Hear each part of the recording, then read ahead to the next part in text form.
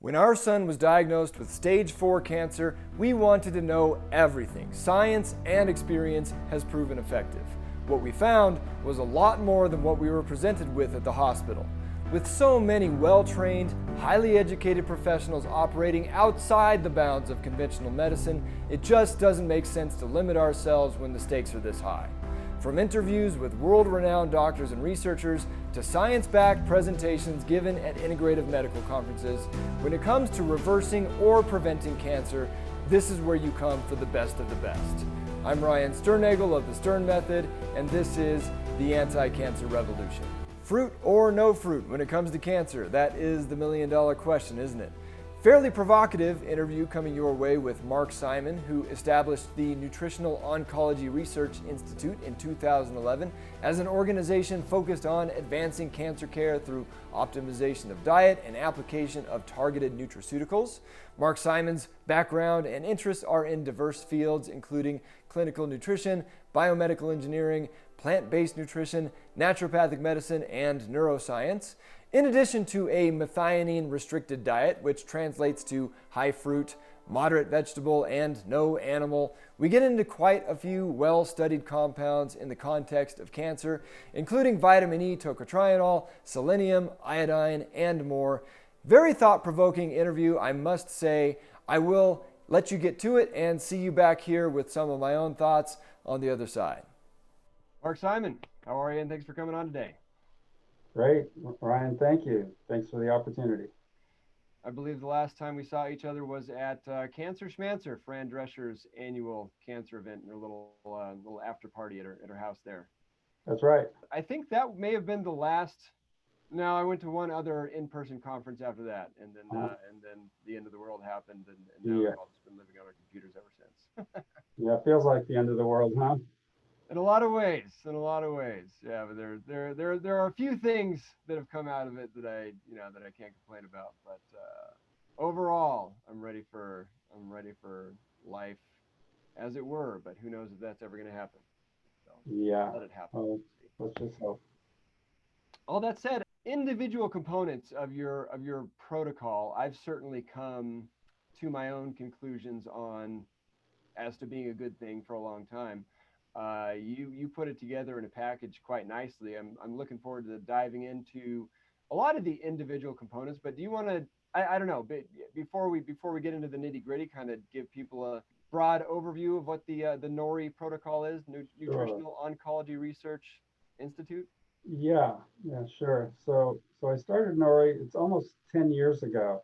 Established Nutritional Oncology Research Institute, and it was based on two core ideas, and those were a methionine restricted diet.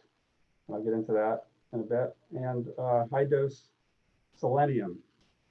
And the form of selenium is sodium selenite. So it basically began from just those two core ideas. I got into this just because of personal experience, having to do with my wife, who was diagnosed with stage 3 breast cancer in 2004. She went through all the conventional stuff. I did a lot of research during that period of time. Unfortunately, things didn't go well for her, through the conventional approach. Passed away in 2008, and I decided, based on what I discovered through all my research, there are huge opportunities here in the natural world. Number one, diet plays a huge role, not as a cure, not as necessarily as a treatment, but a very, very powerful tool. And I also discovered extraordinary research on sodium selenite. So this is a form of selenium. It's been studied for well over 40 years. It's a selective chemotherapeutic agent, meaning it can kill cancer cells quite efficiently and not cause any harm to normal cells. Now you have to be careful with selenium because it can be toxic, at very, very high doses, but in this low dosage range, that I use. There's no toxicity, and it's very, very effective. It's something you can dose very, very accurately. You can basically, it's like a drug. You put in so many milligrams into the system, it gets up to a certain level in the bloodstream and it does its work. Unlike, herbs and all these other products where you have very low bioavailability, or you really don't even know if much of it is being absorbed at all. The sodium selenite can be administered intravenously or orally. Both work. And I did a lot of work developing methods for both, for intravenous treatment and for oral administration. So that's the core. That's where it began, and then a bunch of things built out around it. So, do you have any questions? Yeah, no, and your website, it definitely does a good job of laying out the core, and then you can kind of tell some of the other things you built out there as well, which I'm excited to ask you about. But yeah, let's dive into methionine to start. Yeah. Can you talk about the relationship between methionine and cancer cells? Yeah. So this is very exciting research. I discovered the work of Dr. Daniel Epner, published his last work around 2001, and he did some human clinical studies utilizing a methionine restricted diet. So on my website, there's a really good video by Dr. Greger describing methionine and what it is and what it does as far as cancer is concerned. But basically, methionine is an amino acid that comes from various foods. I don't know if you're going to get to that or not. Yeah, it's an amino acid. It was discovered a long time ago that cancer cells are highly dependent on this amino acid. If you restrict it enough, cancer cells die and tumors shrink. So I found this to be more important and more useful than trying to starve cancer cells of energy.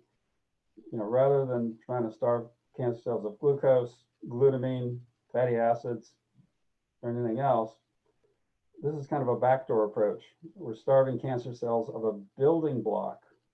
So methionine is necessary for cancer cells to synthesize proteins and other things. And it's also important for cancer cells for production of glutathione. So restricting methionine, if we were able to restrict it completely 100%, would work as a standalone therapy. So ultimately, at some point with more development, we could use diet alone as a cancer treatment. Is there, so when you talk about, restricting glucose and glutamine, that it gets brought up a lot that glutamine is abundant within your body. You're never going to get rid of all the glutamine. Is that the same with methionine, or are you saying that that levels are lower to where theoretically at some point with the right? And what would you do? Some sort of outside therapy to reduce them even further, or what would the end goal there be?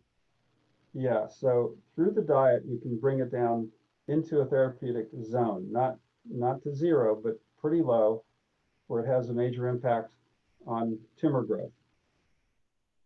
In the future, we will develop ways to bring it down to zero, to sequester whatever methionine is still present in the diet. It's very difficult to devise a diet that is zero methionine because pretty much every food has methionine in it.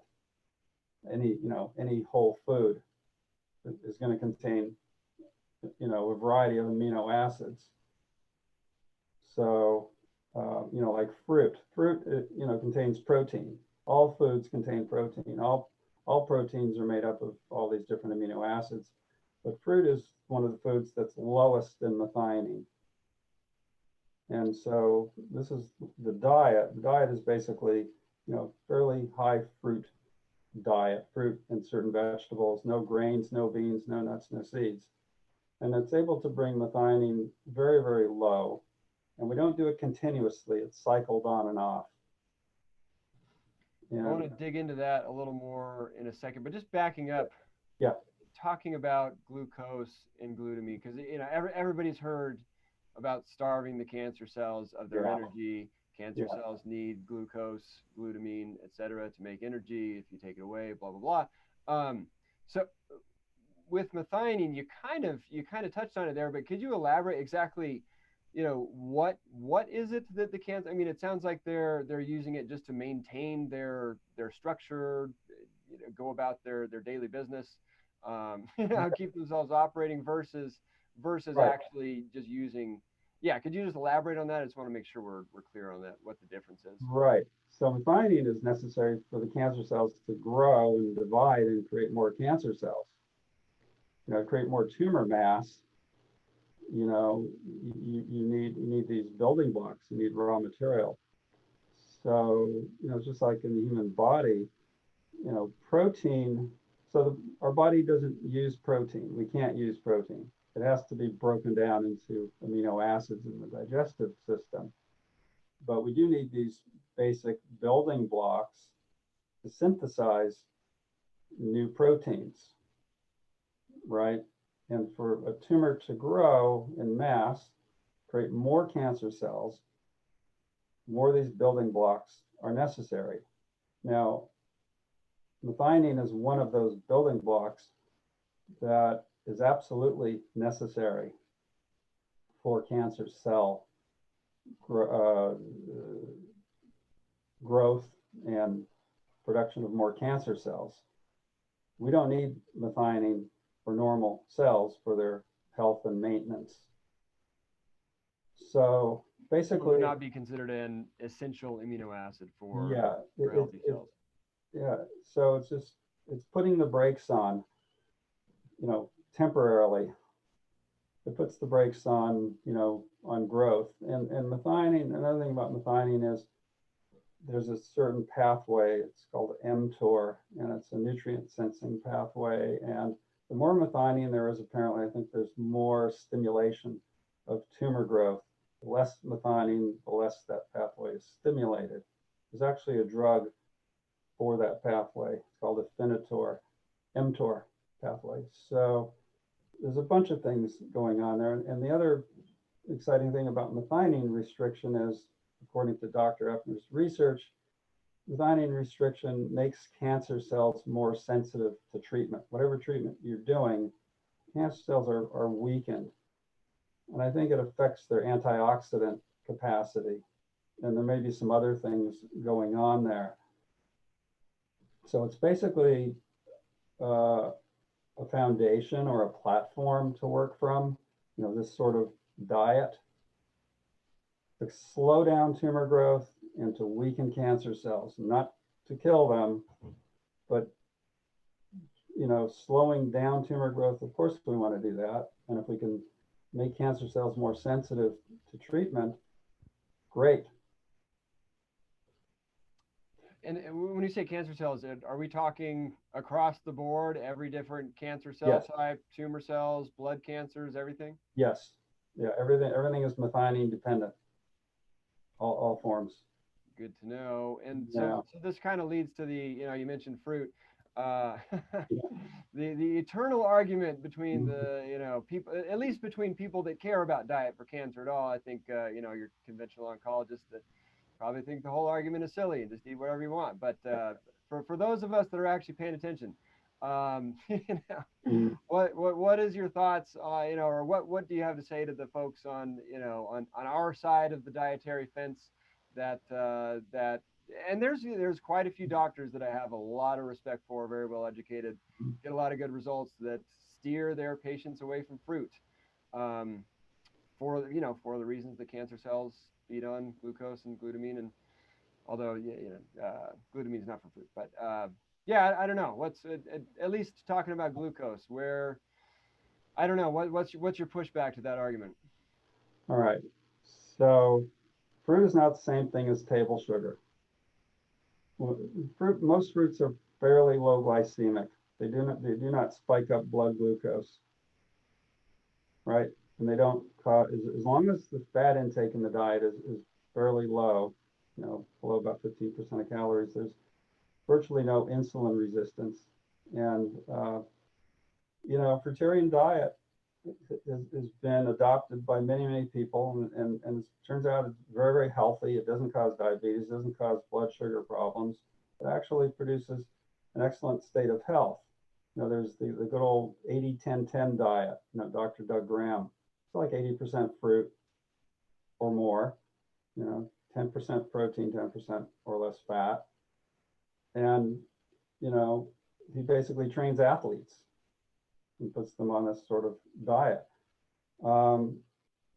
Fruit does not equal sugar. Okay.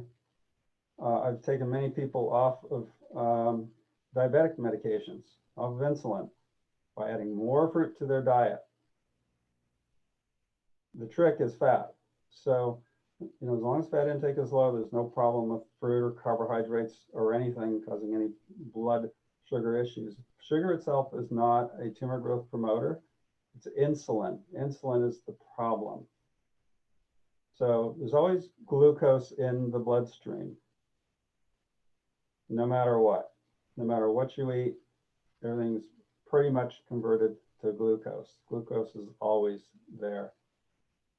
And so when you go on these low carb diets, you still have an appreciable amount of glucose available.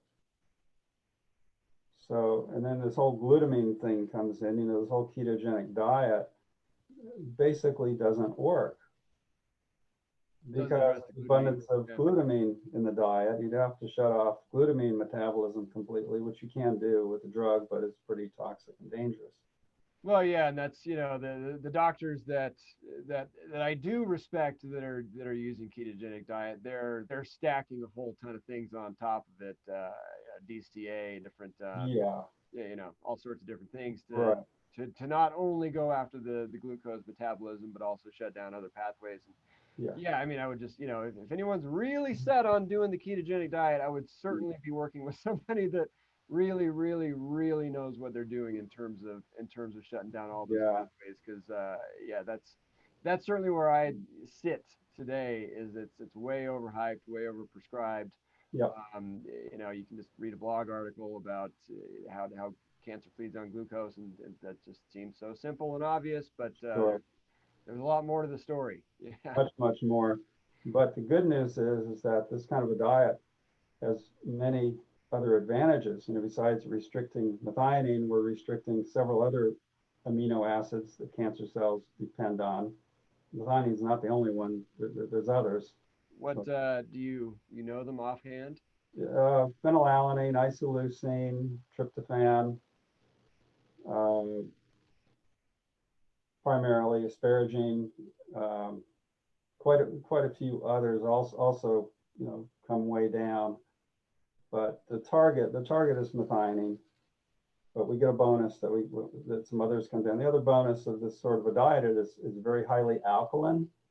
And we know an alkaline diet is extremely helpful because it helps neutralize all this acidity within and around the tumor, and that's really important. And I also add in potassium bicarbonate. We try to get the urine pH up to 8.0.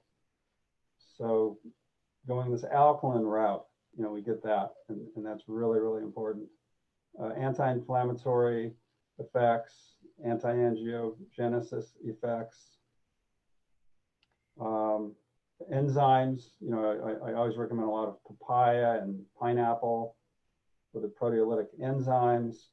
So, it's a good diet.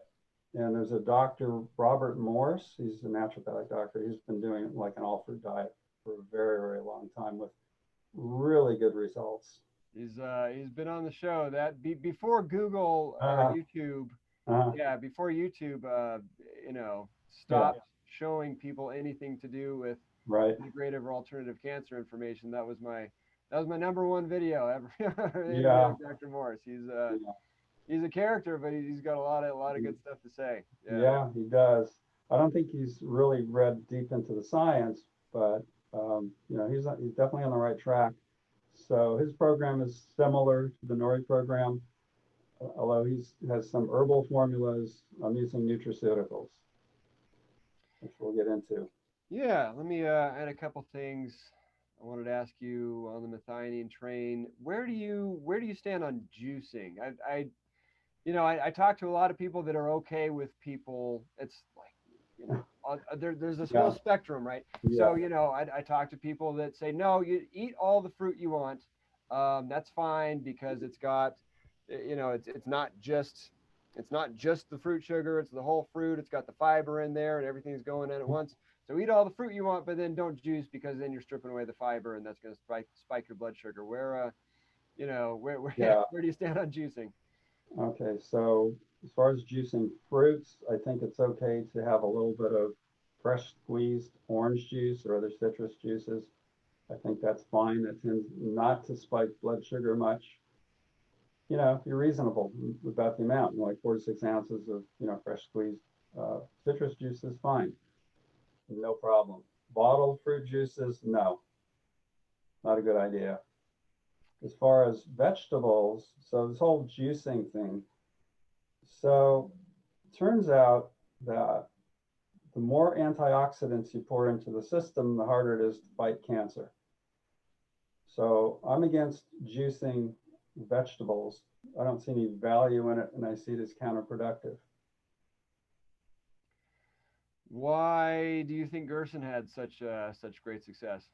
Uh, I haven't really seen the successes, but uh, going plant-based is a good idea, of course, but I'm not seeing the data coming out of Gerson showing, reversing stage 4 cancers. I'm not aware of it. I'm not seeing it. Yeah, I've talked to a lot of people who, even proponents of Gerson, who will acknowledge that cancers are a lot crazier today, Mm, and our world of EMF and chemicals and stress and all this stuff than they were in the actual time of Dr. Max Gerson when he was mm, documenting his yeah, successes.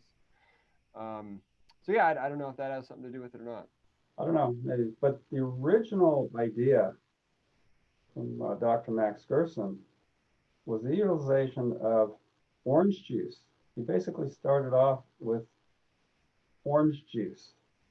That's where it began because I think he realized that solid food, or foods, with a high amount of protein are going to feed the tumors, feed cancer. Cancers require protein for growth. And I think he started off on the right track. I think things got off track a little bit Can you because, yeah, if you look at the Gerson program, it does include, vegan foods.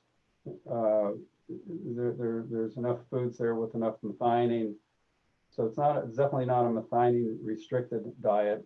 It is full of a lot of potentially useful phytochemicals, but in the juices, not the vitamins and minerals and everything else in the juices, but there are phytochemicals in a lot of the vegetable juices.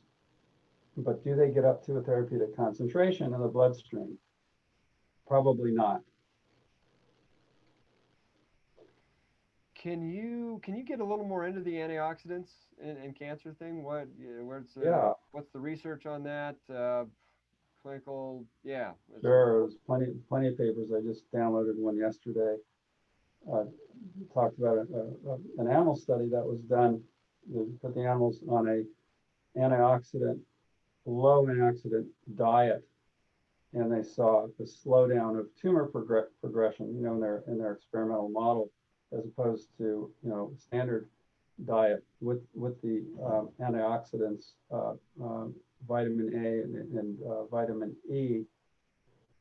So it goes like this. Normal cells operate at a fairly low level of oxidative stress. In other words, internally inside the cell, there's very little hydrogen peroxide and reactive oxygen species of other forms, and everything's fine and dandy. Cancer cells, on the other hand, are operating at a very high level of oxidative stress. And this is the key vulnerability. of cancer cells. When you compare normal cells and cancer cells, what is the key difference that would make a cancer cell more vulnerable to some sort of treatment that wouldn't affect normal cells? And that is, the cancer cells are at a really high level of oxidative stress. And that's because of their altered metabolism and mitochondrial DNA damage and dysfunction. And so they're basically, you know, the disaster zone, you know, waiting to explode.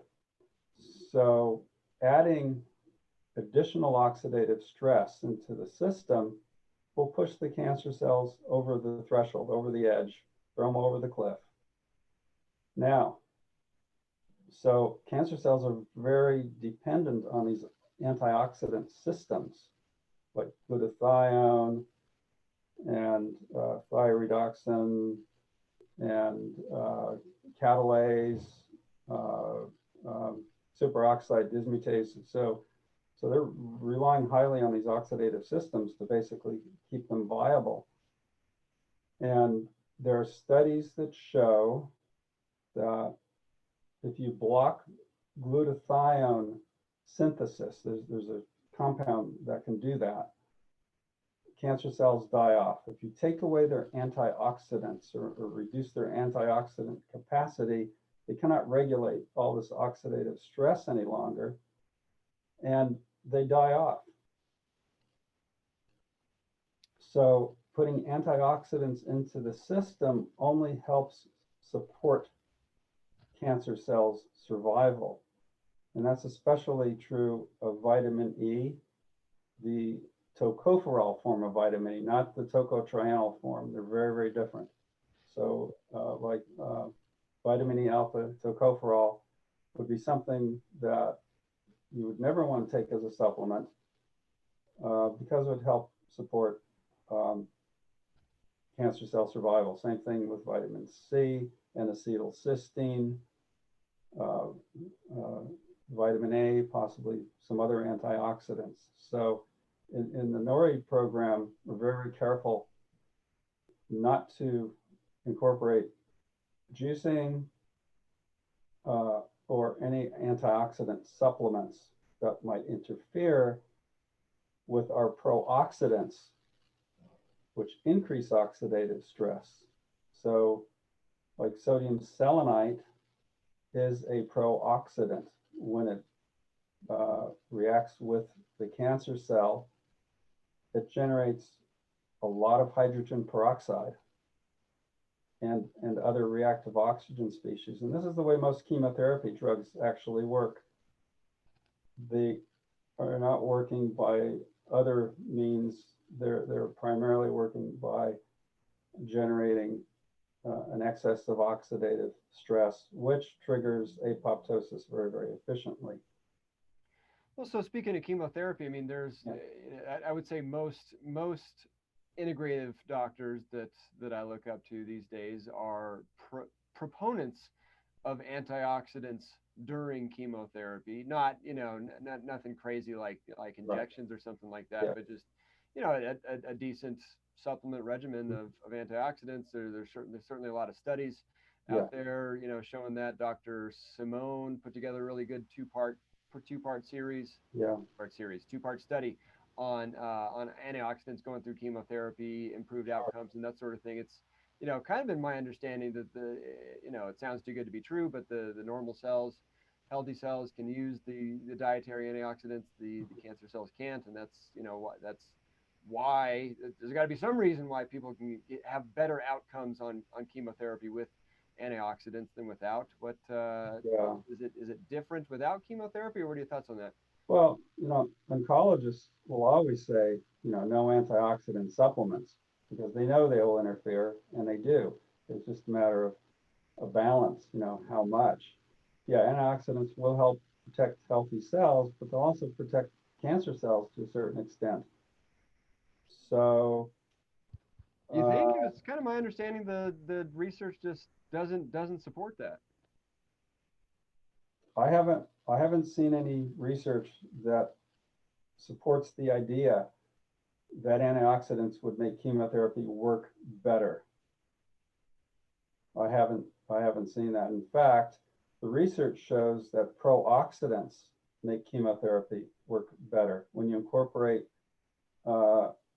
chemotherapy drugs with certain pro-oxidant compounds, like sodium selenite, and with others, or include ozone therapy or hydrogen peroxide therapy. It all works better. No argument there. What else was I going to push back on you on? Oh yeah, I believe I saw on your website you're a fan of sulforaphane, broccoli sprouts, which as are we. Yeah. Doesn't that up your antioxidant production as well? No. Sulforaphane it works as a pro-oxidant, but I'm not a huge fan of it because it requires so much. You need to take quite a bit of this. So what I use is like a broccoli radish sprout powder, but you need about 10 grams of it at least to get enough sulforaphane into the system. So it's not a very efficient compound. I'm still looking at it, but it's expensive. The broccoli radish sprout powder costs a lot. If you could ingest economically, 10 to 20 grams a day, yeah, you're probably going to get enough sulforaphane into the bloodstream and have an effect. So, I always go for the lower cost, high efficiency compounds. And, I always come back to sodium selenite. That's kind of the key compound here.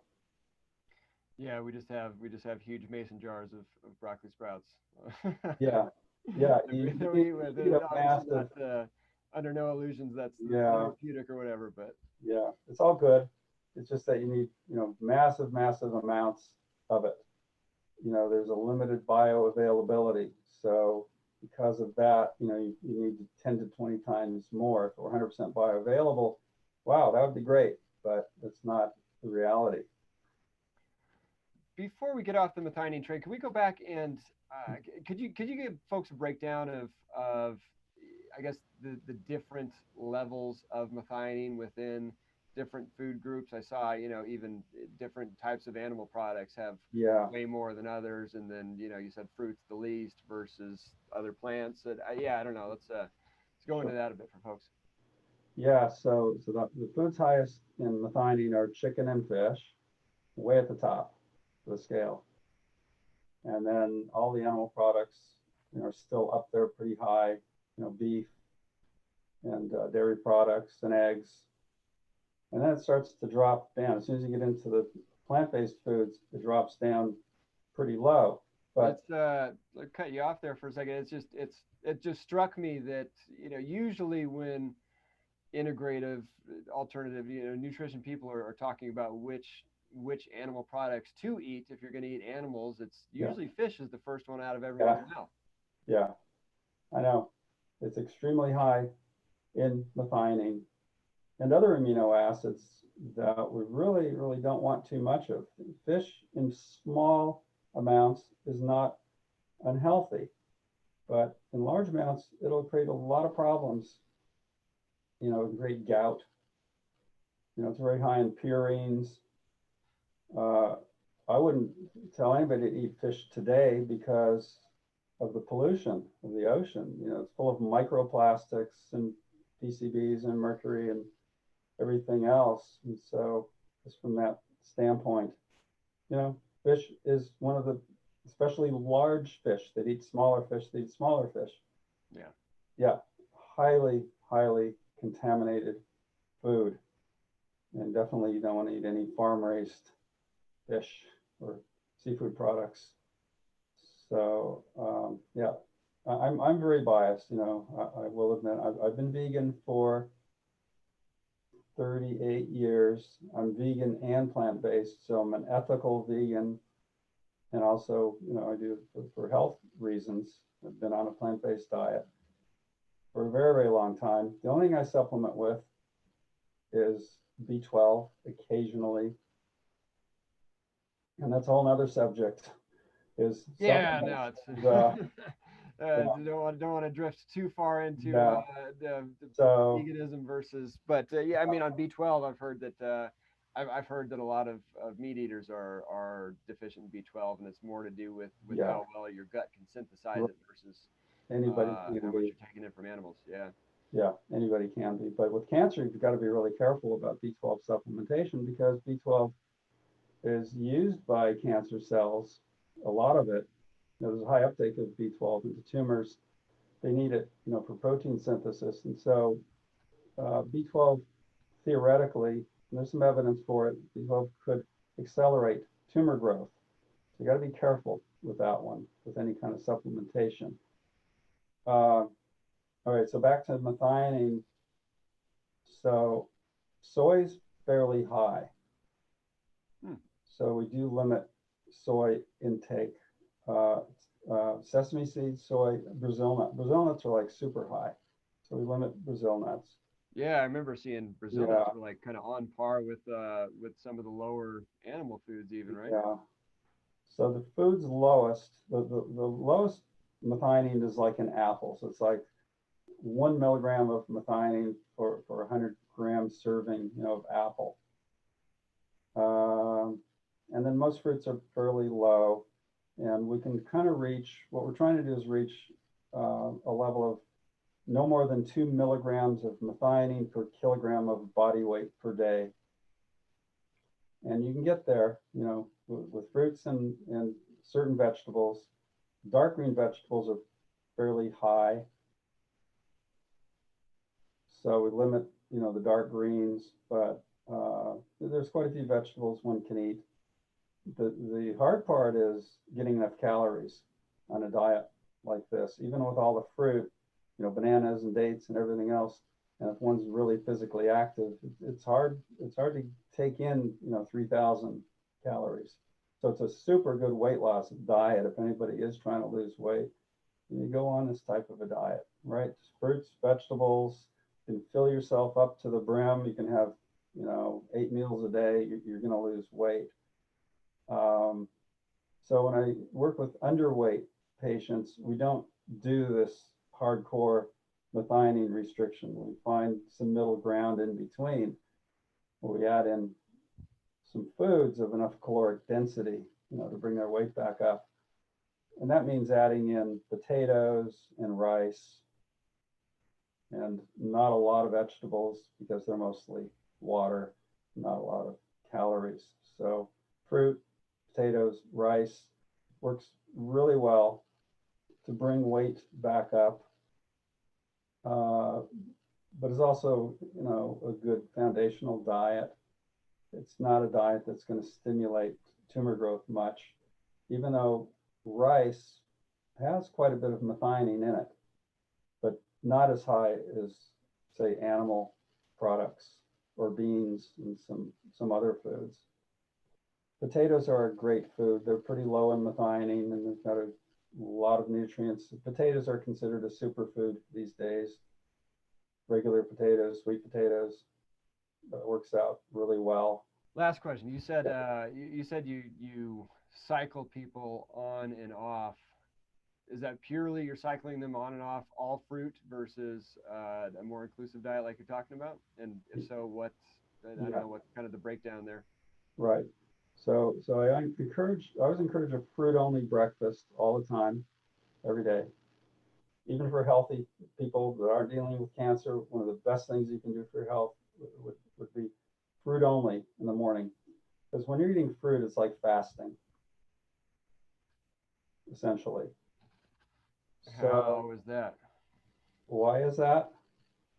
Yeah, I mean, if we're talking Yeah, about, because fruit digests very, very easily, and it's full of enzymes, and it's got fiber and a lot of water, and it helps move things through the digestive tract. It's not placing a huge burden on the digestive system at all. It's more cleansing and detoxifying to the digestive system, to the liver, to the kidneys. So when you're doing a fruit-only breakfast, you're extending your fasting period by several hours. So I think it's a approach. I learned this long, long time ago. Remember that there was a book by Harvey Diamond called Fit for Life. And it was all about food combining and eating fruit only for breakfast. And it works very, very well for improving overall health and weight loss, longevity. And that's a whole nother subject. Methionine restriction is probably one of the most powerful tools in anti-aging. And we could do a whole nother program on that. When you say, I'm just stuck on extending your fat, like, you know, and again, it's back to, I guess, what do you consider a fast? But I think a lot of people are considering a fast. One, just the break on your digestive system and all that, but also, you know, presumably your body has switched into ketosis at some point, and now you're running on, you know, keto, or at least, you know, low. I guess that's the thing that people think of when they think of fasting is not a lot of glucose coming in. Ketosis is not necessarily a healthy state. I see it as more an abnormal or unhealthy state to be in. I don't want to be in ketosis because I know I'm not going to feel well. It's not natural and it's not normal. So I guess, yeah, it's just, I guess I'm just going back to what, you know, I guess you can call fasting different things for different strokes for different folks, I guess. I'm not a proponent, definitely not I'm not a proponent of fasting. I don't encourage any cancer patient to fast. Really? So, not even intermittent fasting. I think it's stressful on the system. It's stressful maybe psychologically. I counsel patients, you know, to just eat. And if, you know, if you want to be more sort of on the catabolic side, you know, do fruit, eat fruit only. You know, there's protein in fruit, but it's fairly low. And the body is not taxed in any way to extract those amino acids from fruit.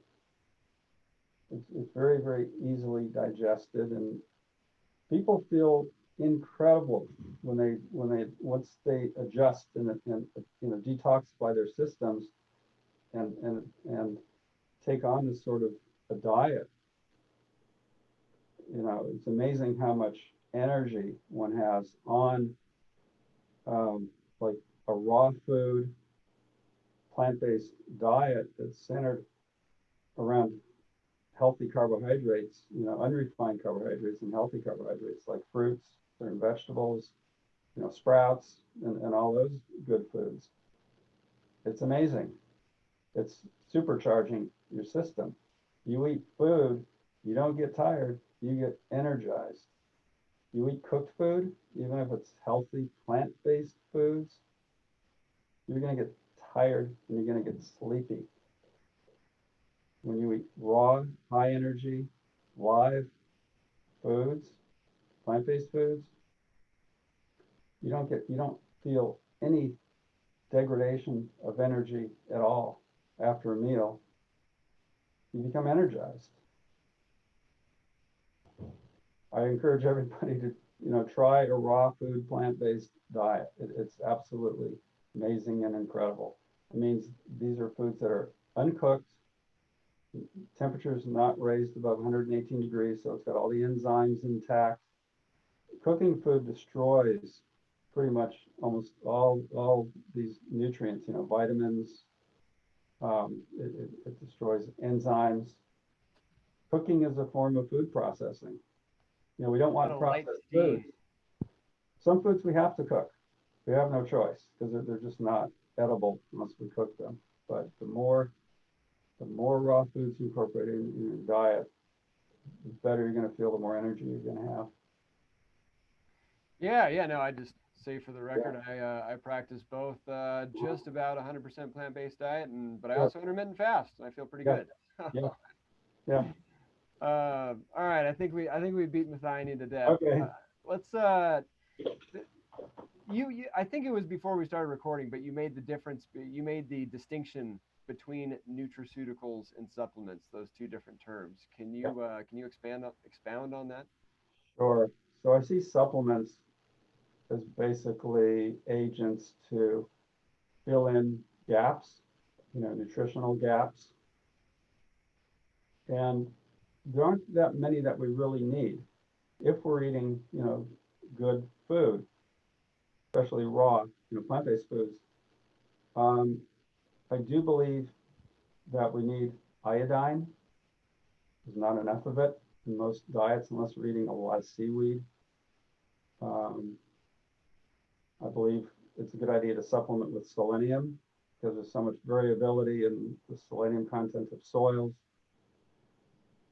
Vitamin D3, unless we're in the sunshine all the time, in a tropical island. If we're in northern climates, not getting sufficient sunshine, vitamin D3, I think is very important. And I think zinc is also a useful and important supplement. So those are kind of the core supplements that I recommend, that I believe in as supplements. A lot of the other stuff, and it's been said a long time, you're just generating very, very expensive pee. Because most of these things are water soluble, and you're just going to pee them out, all the B vitamins. Oh yeah, B12. So B12 is another one if you're on a plant-based diet. But that's really about it. Nutraceuticals are more like drugs because they have direct target, mechanism, and purpose. So let's say you want to lower inflammation, then you might use a nutraceutical that's based on certain anti-inflammatory compounds. Nutraceuticals for cancer therapy, sodium selenite. It's not to fix the nutritional deficiency. It's used because it is a pro-oxidant and a very powerful one, and there's a high uptake of selenium in tumor tissue, and it's a really potent anti-cancer agent, or selective chemotherapeutic agent. Vitamin E delta tocotrienol, nutraceutical, not to fill a nutritional gap, but at high doses, this form of vitamin E directly kills cancer cells. That's understood how and why. Glucosamine is part of the NORI Protocol. It creates certain alterations in the cancer cell that are very, very favorable and enhances the effects of chemotherapeutic agents or natural agents in triggering the cancer cells to die. I also use zinc at high doses, so that would be more using zinc not as a supplement but as a nutraceutical at very high doses. Zinc can be very effective in helping kill cancer cells. Would you melatonin. You said melatonin? Yeah. Melatonin, yeah, 300 milligrams of melatonin. Extensive scientific studies and human clinical studies on this. So those are nutraceuticals. Yeah, where would you put, like, say a curcumin product? Is that a supplement or a nutraceutical? Yeah, I'd call that a medicine. It's a nutraceutical. It's not something we need nutritionally. It's a medicine. It's a plant-derived or herbal-derived medicine. It's medicine. Fair enough. Medicine. You have to be careful. Any medicine you have to be careful with. Medicines work because of toxic effects on the system. Not necessarily good for us, not necessarily bad for us either, but it will modulate certain systems. So curcumin, has like an immune modulatory effect. So it has effects on inflammation. So I'm always curious how people zoom in on the compounds that they do, because there's a lot of I really want to dig into selenium, Yeah. and tocotrienols with you, but it's like you listen to some people, magnesium's everything. You listen Right. to other people, it's iodine, which as you mentioned as well. But and then people are talking about like chromium and silica and Sure. sulfur, and those are more of like the kind of, I don't know, not necessarily like a curcumin, like a like a plant sort of thing, but just more base elements like we're Yeah. talking about here with selenium. So yeah, I don't know. It's like, Yeah. I got these big long list of Right. certain compounds that I feel like I need to have in the rotation. I just listed off a lot of them there, but where how did selenium and tocotrienols in particular just stand heads above the crowd to you? Because in terms of cancer, they have a very, very high index of therapeutic value, very, very high, you know, with low toxicity, and they have, very high bioavailability. So the biggest roadblock to utilizing a lot of these compounds that have been studied, all the flavonoids and everything like that, like quercetin, these compounds, they're not soluble in water, they're not soluble in fat, they're maybe soluble only in DMSO. So you can take tons of this stuff and you're fighting against maybe like a 0.1% bioavailability. And that, we know that about curcumin. It's very, very unavailable. It you can put massive amounts of it in, orally, and it's just not ever going to get into the bloodstream, at a high enough level to be therapeutic in any way. So, yeah, when you're talking supplements, nutraceuticals are more like pharmaceuticals. You have known pharmacokinetics. You know that to reach a therapeutic threshold, it has to get to a certain concentration in the bloodstream and be sustained there for X number of hours. There's a whole bunch of pieces to this, and you have to understand how it's metabolized. So in pharmacology, you have a ADME, right? Absorption, distribution, metabolism, and excretion. Those are basic principles in pharmacology. So if you're going to talk about any of these, supplements, herbs, compounds, you've got to look at, how well are they absorbed?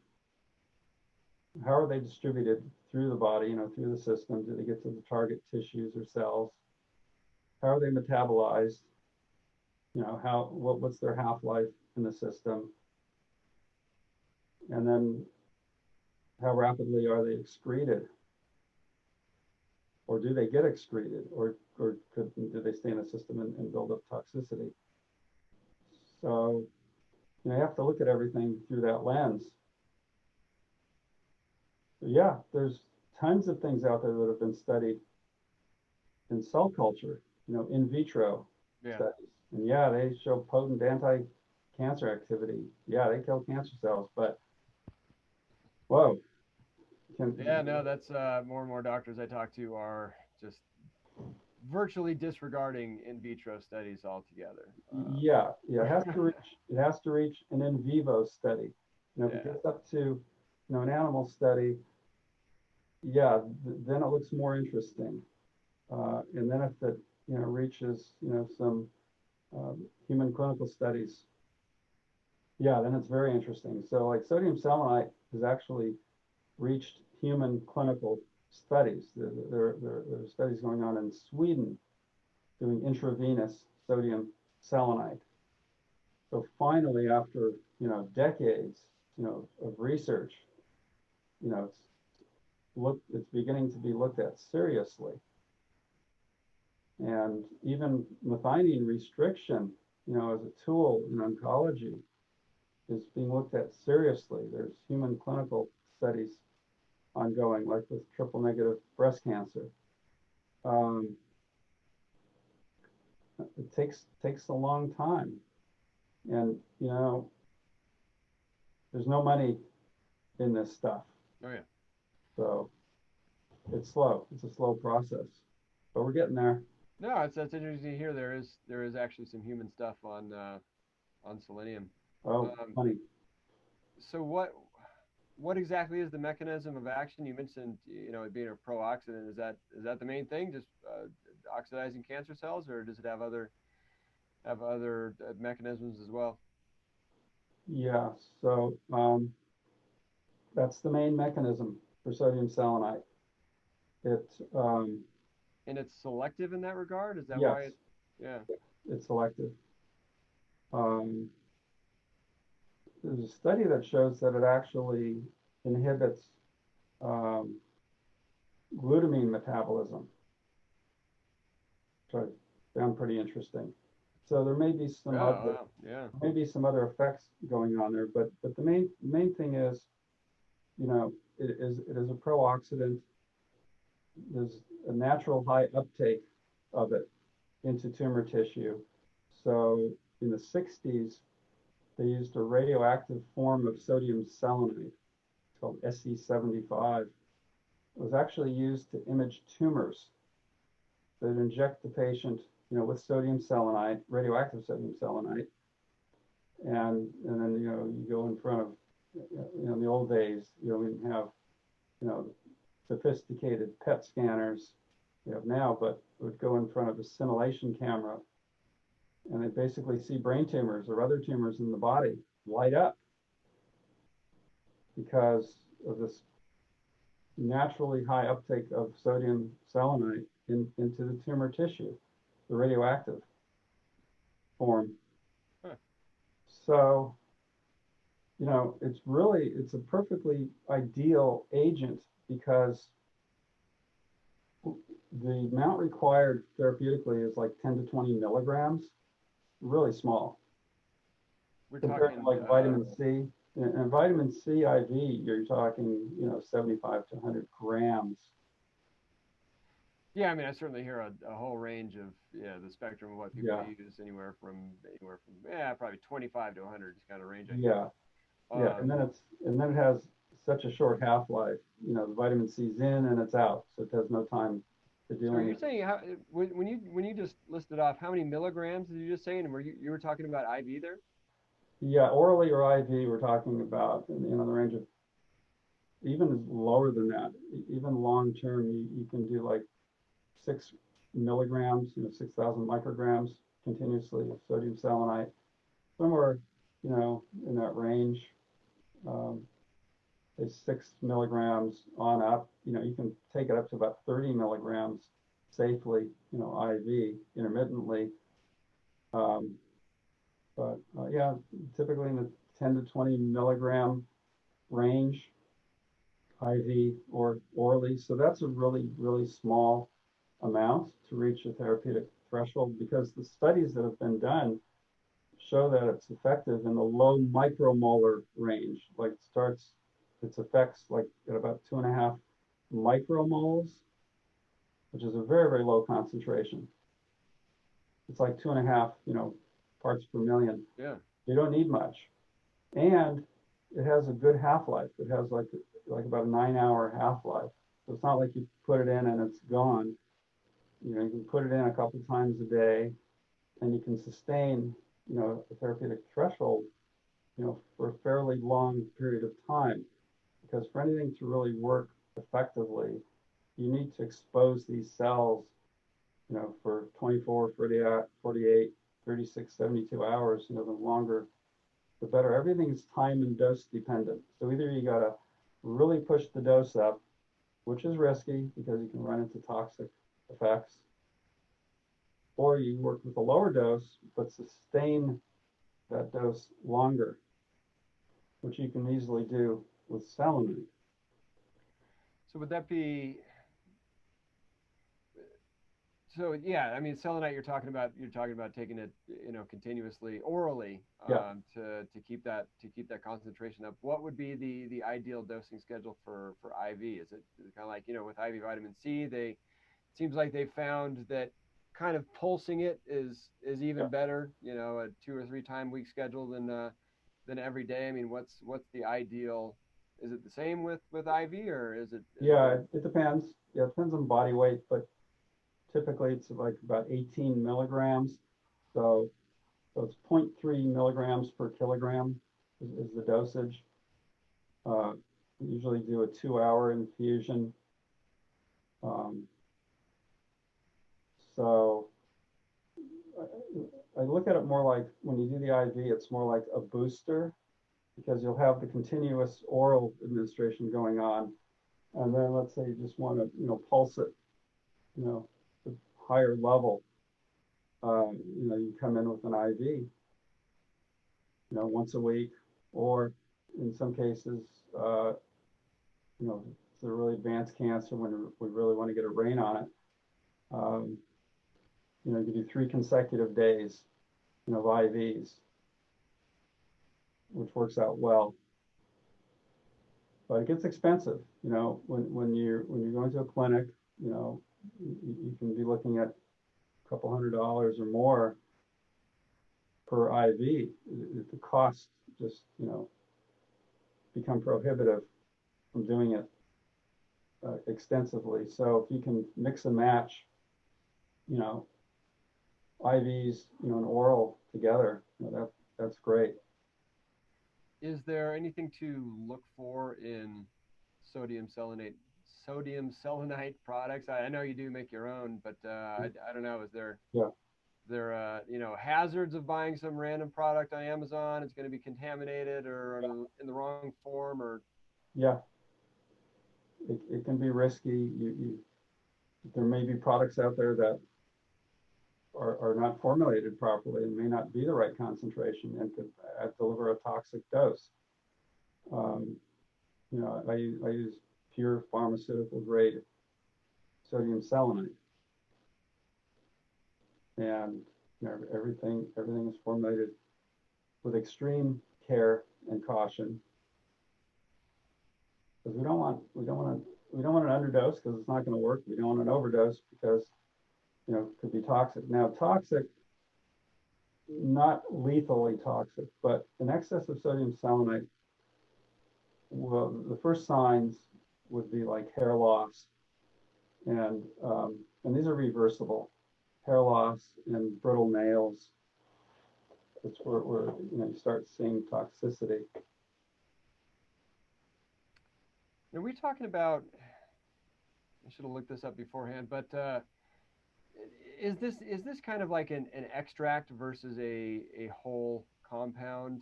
When we talk about selenium versus sodium selenite, and I'm thinking of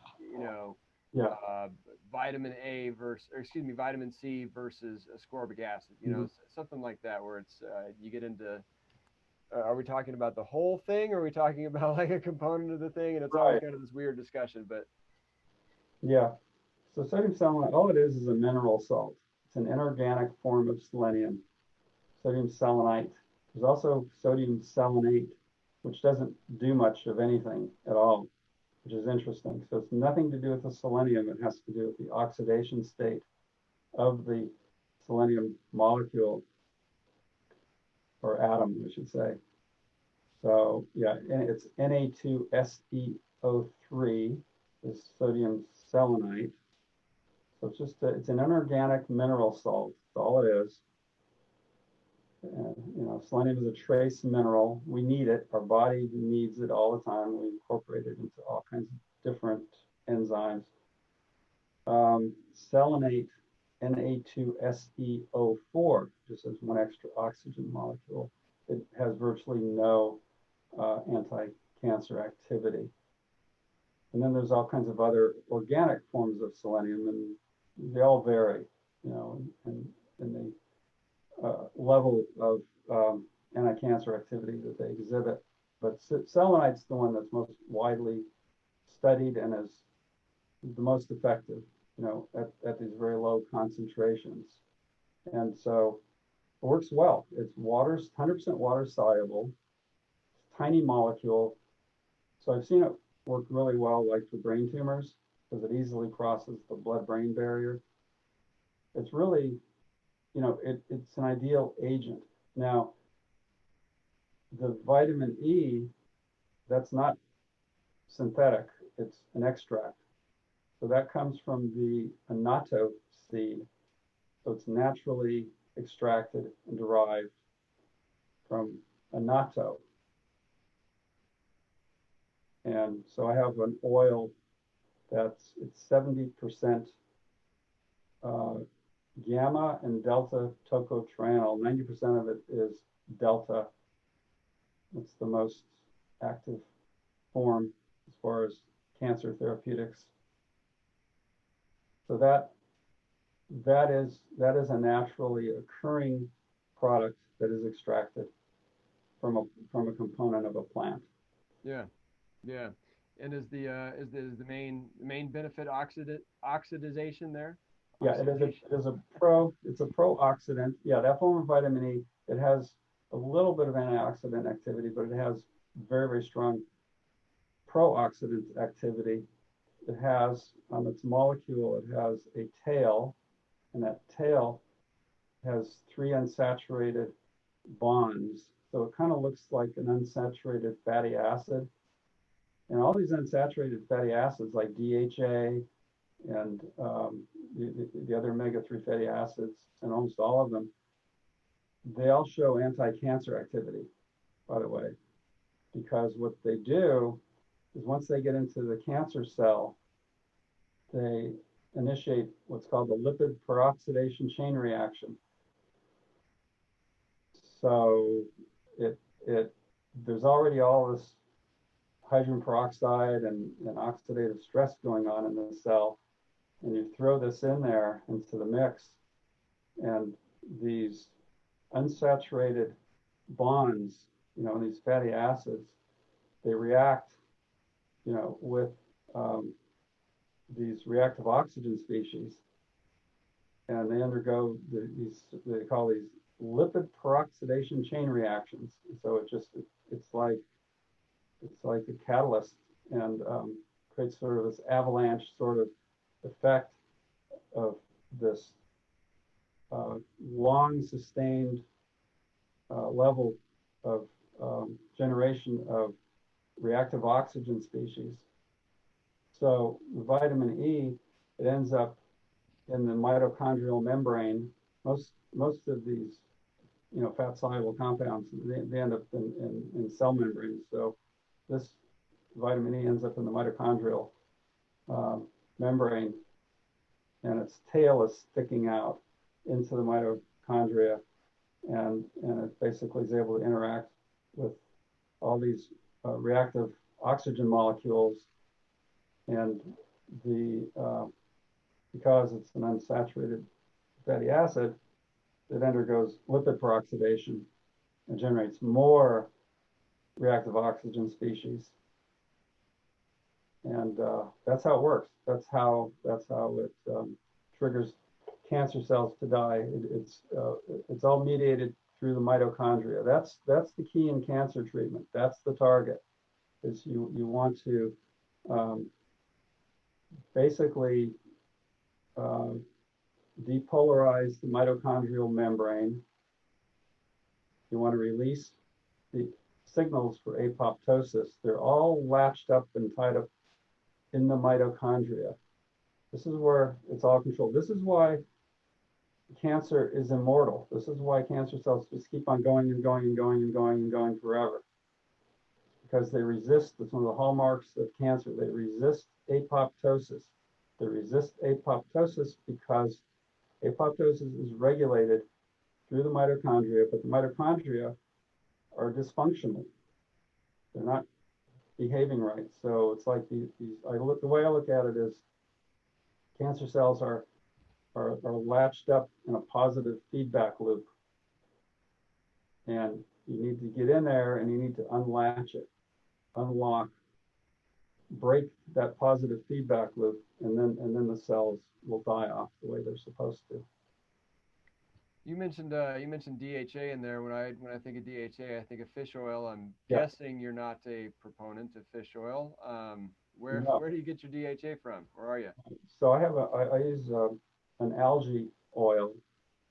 And I don't use this therapeutically right now, but there's some really good studies showing that DHA can be used therapeutically. You need about 6 grams or so per day. That DHA, will become incorporated into the cancer cell membranes and will undergo these lipid peroxidation reactions. So DHA, is a potential agent, but you need a lot of it. And I've been getting it from algae oil. The problem is that this algae oil product, all of them out there, because it's such an unstable molecule, it oxidizes very, very readily. They add all these antioxidants to it. So the product that I have, is vitamin C. And what was the other? It has a couple other antioxidants. I can't recall which they are, but it's 3 different antioxidants added to it, which is enough to potentially interfere with it. You would need pure DHA without any antioxidants added to it for it to work. And that does not exist at this time, to your knowledge. Not that I can find. Yeah. Which brings me to the Budwig diet, which is really, really interesting. Hey, I didn't expect to hear about Budwig. Yeah, so Budwig, I've always been looking at that. I'm really, really curious what's going on there. So the basic diet is a lot of fruit and berries and stuff like that. So it's like no animal products. It's like a plant-based diet. It's the whole protocol. But the cottage cheese and flax oil mixture is interesting. So flax contains the alpha-linolenic acid, polyunsaturated fat. So it's been studied in actual real scientific studies showing that polyunsaturated fat can trigger cancer cells to die, at high enough concentrations. So it's fresh. It has to be fresh pressed flaxseed oil. You can't buy oil off the shelf. It won't work. It's got to be freshly pressed because it oxidizes so rapidly and readily. And then it's mixed with cottage cheese, quark. What that works as an emulsifying agent. It basically breaks up the oil, the fat into tiny little globules. So it improves bioavailability. And so it's basically highly emulsified fat, like an emulsion. And theoretically, based on the science I've seen, it ought to work. Yeah, I mean, it's Yeah. I wrote an article on our website about it very, very, very early on when we were just starting the website. But I had found out about it and gotten excited about it at the time. And you can find some really, really interesting scientific explanations. And certainly, I mean, there are a ton of there's this this Budwig group. I think it was like a Yahoo group or something like that. But thousands and thousands of people that even when we post about it sometimes. Last time it's been a few years since we have not utilized the Budwig mixture in quite some time. But the last time we posted about it on Facebook, maybe a few years back, I remember there was a lady who'd been with us for a while who something about her joint pain, her knee, or something like that, and she'd been trying everything for years on the natural side, and she gave Budwig a try, and that was the only thing that reversed her joint pain. So yeah, it's interesting. Is that so? I mean, when you say it ought to work, and it sounds like you're in favor of it and all that, would that be I don't know, I guess an exception to you on the strictly plant-based thing, or where? I'm not in favor of it right now because there's better things. So you need a lot of the omega-3 fatty acid. DHA you need a lot less. And then if you look at vitamin E delta tocotrienol, it's more like a Trojan horse, and you don't need as much. Delta tocotrienol is effective like at 1.2 grams, 1,200 milligrams, as opposed to these other compounds that need much, much higher levels. So if you're talking, flax oil, you may be talking a minimum of 15 grams to 15 to 30 grams. So that's a lot that you have to ingest. Okay, so you're saying tocotrienol is essentially doing the same thing, but Yeah. more of a sniper. Yeah. Good Much deal. more efficient. Yeah. All right. That was one more thing. I was scrolling through your website and saw lithium chloride. That just sounded interesting. Can you touch on that for a minute? That's still under study. Okay. You've tried that with a few patients. Lithium chloride definitely has an effect on a pathway in cancer cells that is favorable, that would render the cells more sensitive to treatment. Not a treatment by itself, but kind of a treatment booster. So I can't say too much more about that, but there's some very interesting studies. And then there's a study with a combination of lithium chloride and 5-FU, which was used in an animal study and it basically cured the I think it was a rat. I don't remember if it was a rat or a mouse study. I think it was a rat study. It cured the rat of colon cancer, xenografted, colon cancer. Essentially cured it. It worked very, very powerfully. So when you're looking at cancer treatment, there's agents that are directly very, very potent and powerful on their own. And then there's agents that might work at very, very high concentrations, but at low concentrations, they're more like boosters or catalysts or helper agents. So like the NORI protocol has 6 agents right now. There's 3 core agents that are the cytotoxic cocktail: vitamin E, delta tocotrienol, sodium selenite, and vitamin K3. Those are all pro-oxidants. And then you have 3 agents working around it, which is glucosamine, about 8 grams of glucosamine, about 150 milligrams of zinc, as zinc citrate, and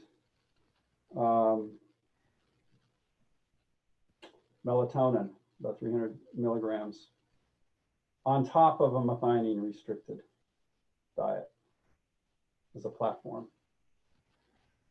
And it's just going to keep on evolving and growing from there with more research, clinical experience.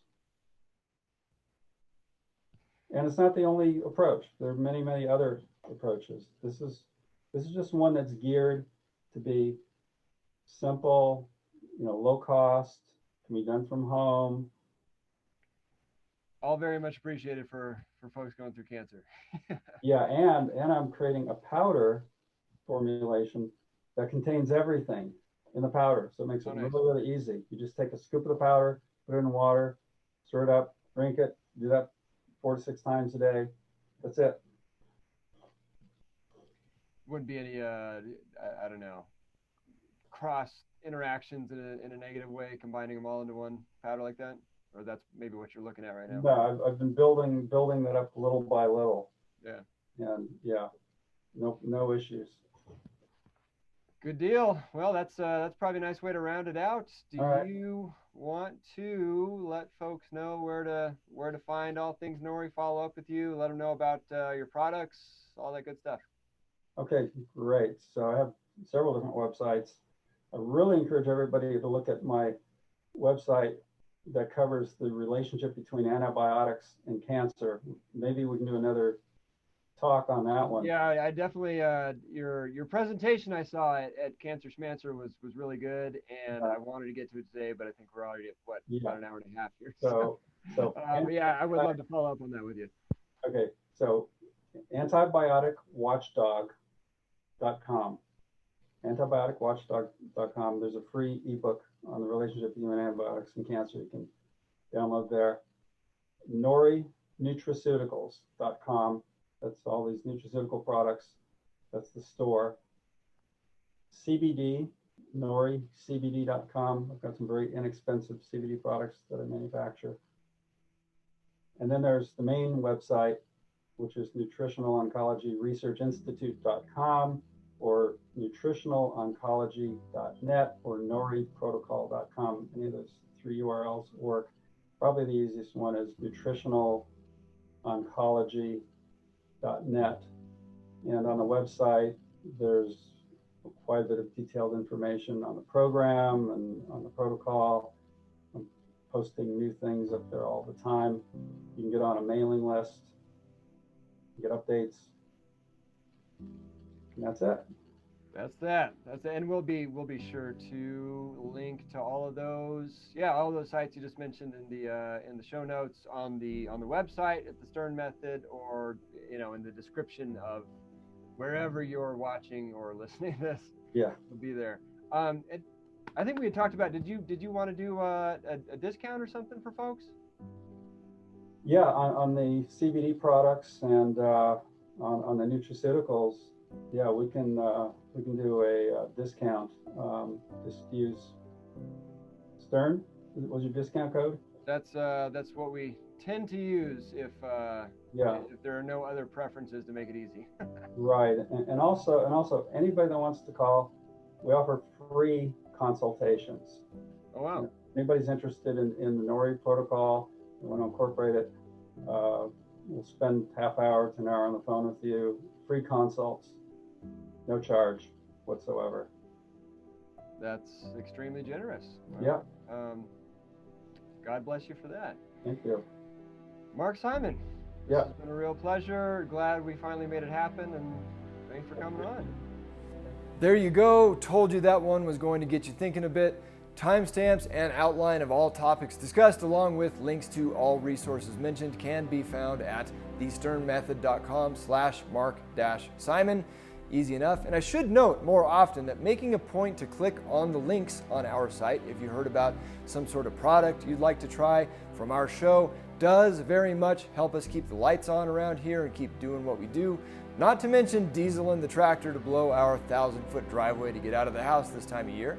If you liked this and want to hear more on the pro-fruit side, I would definitely go back and listen to my interview with Dr. Robert Morse from a few years ago.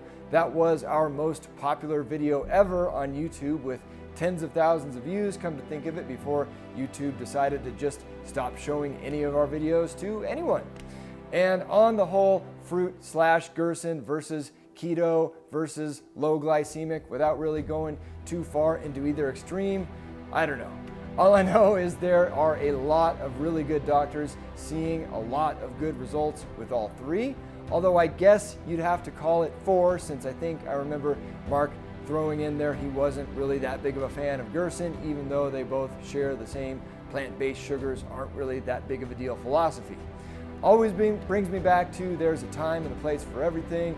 Use your intuition and don't be resistant to admitting to yourself that something's not working and it's time to try a different path. There are many paths to wellness after all. On this note, I would like to start bringing 2 experts on opposing sides of the same issue onto the show so they can go back and forth on these things directly. I talked to someone after doing this interview who is big on selenium, but in whole food form, whereas Mark was talking about sodium selenite, which is the inorganic form. Would love to have the 2 of them talk it out together, or get a pro and anti-keto person together. I think it would get the conversations a lot further instead of me, the layman, having to do my best to represent the other side all the time. And I can make sure that they answer each other's points and stay on topic and all that. If you have any good topics for such a show, and or what your ideal matchup would be to discuss on that note, I'd love to hear it. Send me a message at info@anticancerrevolution.com. Make sure to note there's no the in that address, just info@anticancerrevolution.com. That's all for me. I'm Ryan Sternagel of the Stern Method, and if you're going through cancer, just keep going.